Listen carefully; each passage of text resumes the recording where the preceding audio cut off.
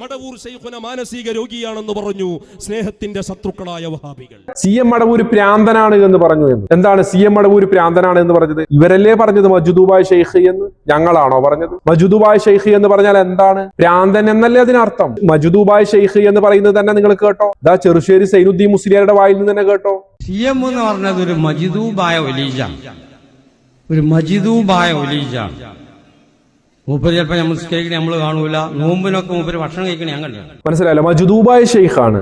അവർ നിസ്കരിക്കുന്ന നമ്മൾ കാണൂല, നോമ്പിന് ഭക്ഷണം കഴിക്കുന്നത് ഈ പറയുന്ന മുസ്ലിയാർ കാണുകയും ചെയ്തിട്ടുണ്ട്. ഇതേ കാര്യം ഇവിടെ മജ്ദൂബ് നമ്മ പ്രാന്തൻ എന്ന് വിളിച്ചു എന്നല്ല പ്രശ്നം. മജ്ദൂബ് എന്ന് പറഞ്ഞാൽ എന്താണ് എന്ന് വേറൊരു ഇവരുടെ ഔലിയുണ്ട്, അതും പ്രാന്തനായിരുന്നു, അതും നിസ്കരിക്കാറില്ല. അതിനെക്കുറിച്ച് പച്ച മലയാളത്തിൽ ഒരു മുസ്ലിയാർ പറഞ്ഞു.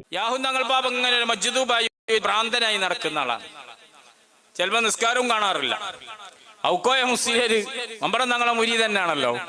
മൂപ്പരൊക്കെ പറഞ്ഞു നിങ്ങൾ എന്താ നിസ്കരിച്ചാത്തത്? ആൾക്കാരൊക്കെ ആകെ സ്വീപ്പായിട്ട് ആൾക്കാരൊക്കെ ഇത് ചർച്ചാ വിഷയാക്കുന്നുണ്ട്. നിങ്ങൾ നിസ്കരിച്ചാണ് യാവും തങ്ങൾ നിസ്കരിച്ചതാണ് നമ്മൾ സാധാരണ പറഞ്ഞ വാക്ക്. ഔക്കോയാക്കും വേണ്ടി അല്ലാഹു അക്ബർ.